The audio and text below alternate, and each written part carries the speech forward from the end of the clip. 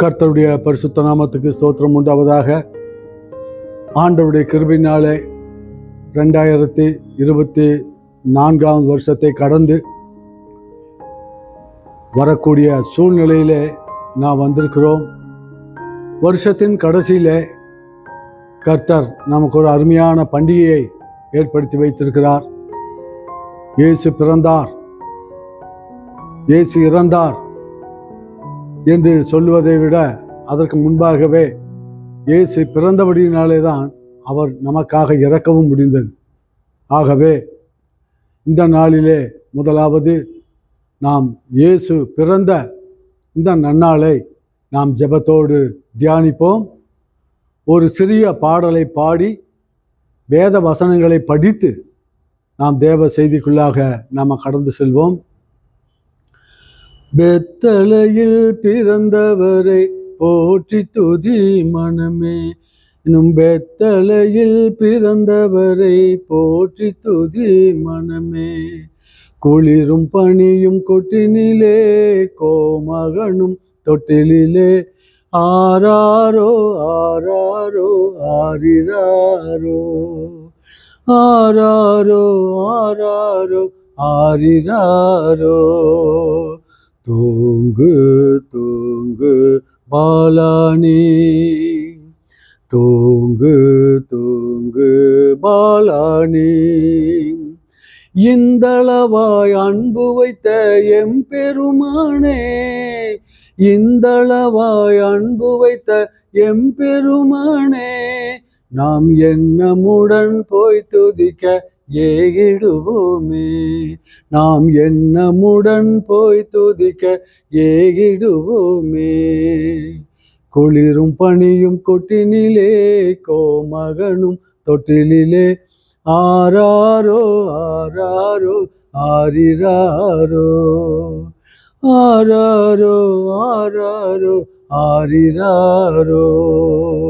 தூங்கு தூங்கு பாலானி, தூங்கு தூங்கு பாலானி.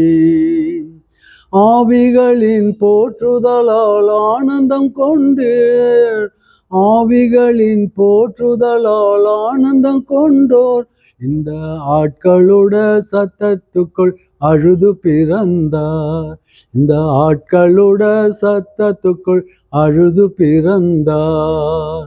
குளிரும் பனியும் கொட்டினிலே கோமகனும் தொட்டிலே ஆராரோ ஆராரோ ஆரிராரோ ஆராரோ ஆராரோ ஆரிராரோ. தூங்கு தூங்கு பாலானி, தூங்கு தூங்கு பாலானி, தூங்கு தூங்கு பாலானி. இந்த நாளின் கிறிஸ்துமஸ் செய்திக்காக நாம் தெரிந்து கொண்ட ஒரு அருமையான வசனம் யோவான் 3:16 தேவன் தம்முடைய ஒரே பேரான குமாரனை விசுவாசிக்கிறவன் எவனோ அவன் கெட்டு போகாமல் நித்திய ஜீவனை அடையும்படிக்கு அவரை தந்தருளி இவ்வளவாய் உலகத்தில் அன்பு கூர்ந்தார். 17 உலகத்தை ஆக்கினைக்குள்ளாக தீர்க்கும்படி தேவன் தம்முடைய குமாரனை உலகத்திற்கு அனுப்பாமல் அவராலே உலகம் ரட்சிக்கப்படுவதற்காகவே அவரை அனுப்பினார். ஆண்டவருடைய பரிசுத்த நாமத்துக்கு ஸ்தோத்திரம் உண்டாவதாக. இந்த நாளிலே, இந்த கிறிஸ்துமஸ் நாளிலே உலகம் முழுவதும் உள்ள மக்கள் எல்லாரும் சந்தோஷித்து ஆர்ப்பரித்து ஆரவாரம் பண்ணி தங்களுடைய வீடுகளை அலங்கரித்து தங்களுடைய வீடுகளின் முன்பாக ஒரு நட்சத்திரத்தை அவர்கள் தொங்கவிட்டு அழகு வண்ண விளக்குகளினாலே ஆலயங்களையும் தங்களுடைய வீடுகளையும் அலங்கரித்து இதை சிறப்பாக கொண்டாடுகிறார்கள். உலகத்தில் உள்ள எல்லா கண்டங்களிலும் எல்லா தேசங்களிலும் எல்லா பாஷைக்காரர்களும் கொண்டாடக்கூடிய ஒரே பண்டிகை, ஒரே யூனிவர்சல் செலிப்ரேஷன் அப்படி என்று சொன்னால் அது நம்முடைய கிறிஸ்மஸா மட்டுமே என்று நாம் திட்டமாக சொல்ல முடியும். அநேக பண்டிகைகள், பிற மதத்தை சேர்ந்த பண்டிகைகள் எல்லாம் வருகின்றன, போகின்றன. சில பண்டிகைகள் நமக்கு இந்தியாவுக்கே தெரியாது, சில பண்டிகைகள் பக்கத்து நாட்டுக்கும் தெரியாது, சில நாட்டுகள் பக்கத்து கண்டத்துக்கு தெரியாது. ஆனால் கிறிஸ்மஸ், இயேசு பிறந்தார் என்கிற இந்த பண்டிகை உலகத்திலே மூலை முடுக்குகளிலே இருக்கக்கூடிய எல்லா ஜனங்களும், எல்லா தரத்தினரும் இதை கொண்டாடுகிறார்கள். கிறிஸ்மஸ் தினத்திலே ஒவ்வொரு வீட்டின் முன்பாகவும் அந்த ஸ்டார் என்று சொல்லப்படுகிற அந்த நட்சத்திரத்தை தொங்கவிட்டு இயேசு பிறந்தார் என்கிற சந்தோஷத்தை எல்லாரும் கொண்டாடுகிறார்கள். கிறிஸ்தவர்கள் மாத்திரமல்ல, புற மதஸ்தரும் கூட அந்த நாளிலே ஸ்டாரை கட்டி தங்களுடைய வீடை அழகு பார்க்கிற ஜனங்கள் இருக்கிறார்கள். ஆண்டவருடைய பரிசுத்த நாமத்துக்கு ஸ்தோத்திரம் உண்டாவதாக. இயேசு பிறந்த அந்த நாளிலே மேய்ப்பர்கள் வெளியிலே ஆடுகளை மேய்த்து கொண்டு அந்த ராத்திரியிலே ஆடுகளை எல்லாம் ஒன்றாக சேர்த்து ஒரு பெரிய கூடையிலே மூடி வைத்து விட்டு மேய்ப்பர்கள் தீ போட்டு அவர்கள் குளிர் காய்ந்து கொண்டிருந்தார்கள். ஏனென்றால் அந்த நாள் மிகவும் இப்போ நம்ம டிசம்பரில் நம்ம பெங்களூரில் இருக்கிற மாதிரி அந்த நாள் அவர்கள் இருக்கிற இடத்துல அது மகா குளிரான ஒரு நாடாக இருந்தது, பிரதேசமாக இருந்தது. ஆகவே அவர்கள் நெருப்பை கொளுத்தி சுற்றிலும் உட்கார்ந்து பேசிக்கொண்டே ஆடுகளுக்கு காவல் காத்திருக்கிறார்கள். அப்பொழுது வானத்தில் இருந்து சடிதியாக ஒரு வெளிச்சம் அவர்கள் மேலே உதிக்கிறது. ஒரு பெரிய டார்ச் லைட் அவர்கள் எரிகிற அக்கினிக்கு மேலாக 10 மடங்கு சூரியனைப் போல மேலே இருந்து அவர்களுக்கு மாத்திரம் அடித்த அந்த ஒளியிலே இருந்து ஒரு தேவதூதன் பேசினார். நடுராத்திரியிலே திடீரென்று வந்த அந்த வெளிச்சத்தை பார்த்து மேய்ப்பர்கள் அதிகமாக பயந்துதான் விட்டார்கள். ஆனால் அந்த ஒளியிலே தோன்றின தூதன் சொன்னார், பயப்படாதிருங்கள், இது எல்லா ஜனத்துக்கும் மிகுந்த சந்தோஷத்தை உண்டு பண்ணக்கூடிய நற்செய்தியை நான் உங்களுக்கு அறிவிக்கிறேன். இன்று கிறிஸ்து என்னும் இரட்சகர் உங்களுக்கு தாவீதின் ஊரிலே பிறந்திருக்கிறார். நீங்கள் பிள்ளையை துணியிலே சுற்றி முன்னணையிலே கிடத்தி இருக்க காண்பீர்கள் என்று அவர்கள் சொன்ன அந்த நற்செய்தி இதுதான். இந்த நல்ல செய்தியை கேட்டவுடனே மேய்ப்பர்கள் பயத்தை விட்டு அவர்கள் சந்தோஷப்பட்டார்கள். பிள்ளை நமக்கு பக்கத்திலே ஊருக்குள்ளே தான், பெத்லகேமிலே தான் பிறந்திருக்கிறது என்று சொல்லி 3 பேரும் அந்த ஆடுகளை எல்லாம் அப்படியே ஆண்டவரை நம்பி விட்டுவிட்டு மேய்ப்பர்கள் அந்த ராத்திரியோடு ராத்திரியாக அவர்கள் புறப்பட்டு போய் எந்த இடத்துல குழந்தை பிறந்ததோ அந்த மாட்டு தொழுவத்திலே அதை கண்டுபிடித்து அவரை வணங்கி சந்தோஷப்பட்டு திரும்பி வந்தார்கள். இதுதான் மேய்ப்பர்களுடைய கிறிஸ்மஸ். அவர்கள் அந்த பிள்ளையை கண்டது மாத்திரமல்ல,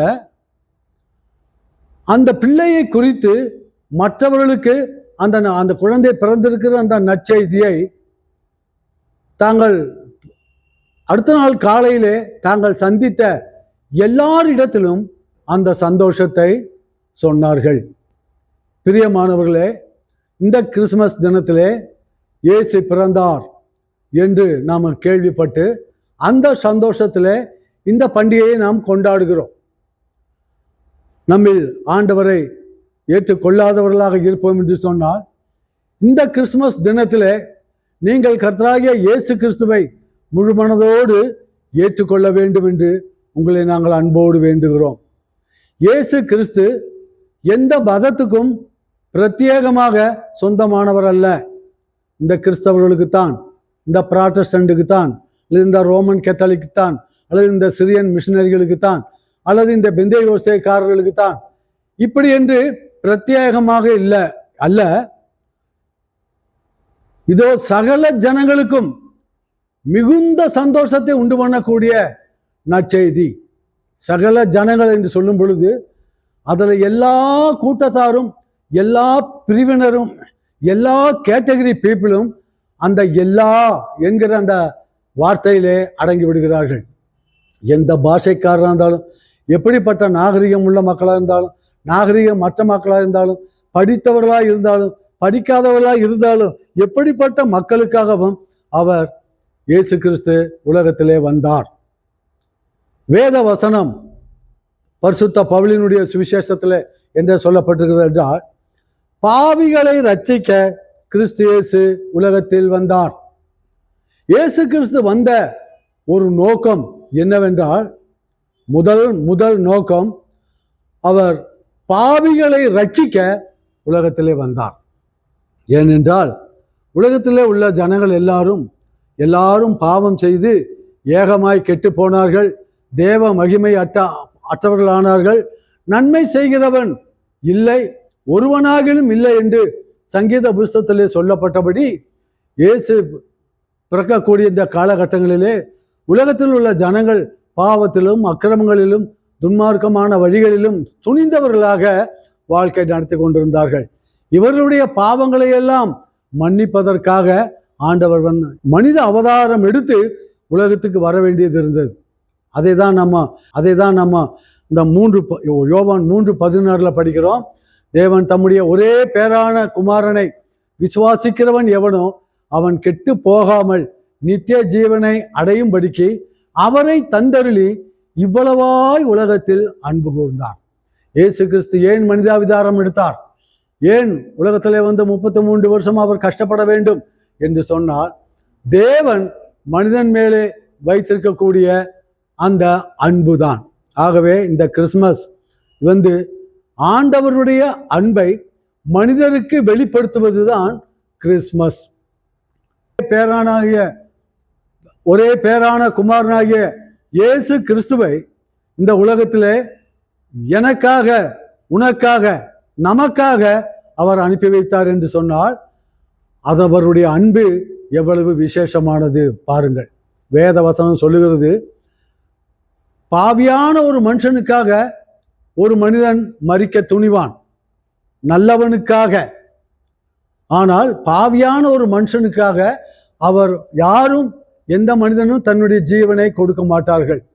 ஆனால் இயேசு கிறிஸ்து எதற்காக வந்தார் என்றால், அந்த பாவிகளுக்காக தன்னுடைய ஜீவனையே கொடுக்க அவர் வந்தார். ஆகவே நல்லவர்களுக்காக அவர் வரவில்லை, கெட்டவர்களையும் அனுசரித்து அவர்களையும் மன்னித்து அவர்களையும் தன்னுடைய பிள்ளைகளாக சேர்த்து கொள்ள இயேசு கிறிஸ்து உலகத்தில் வந்தார். அதைத்தான் பரிசுத்த பவுல் சொல்லுகிறார், பாவிகளை ரட்சிக்க கிறிஸ்து இயேசு உலகத்தில் வந்தார். ஆகவே பாவிகளாகிய நமக்கு அவர் வந்ததினாலே அன்பு கிடைத்தது, விடுதலை கிடைத்தது, பாவ மன்னிப்பு கிடைத்தது, சுகம் கிடைத்தது, வியாதியிலே இருந்து விடுதலை கிடைத்தது, பலவிதமான குழப்பங்களிலே இருந்து நமக்கு நன்மைகளை தந்தார். ஆகவே பாருங்கள், இயேசு கிறிஸ்துவை பிதாவாகிய தேவன் இந்த உலகத்துக்கு ஒரு பாவ நிவாரண பலியாக அனுப்பி அவர் பரலோகத்திலே கிறிஸ்துமஸ் கொண்டாடினார். கிறிஸ்துமஸ் என்பது யார் நமக்கு என்ன தருவார்கள் என்று மற்றவர்களுடைய கையை பார்த்து கொண்டிருப்பது அது கிறிஸ்துமஸ் அல்ல.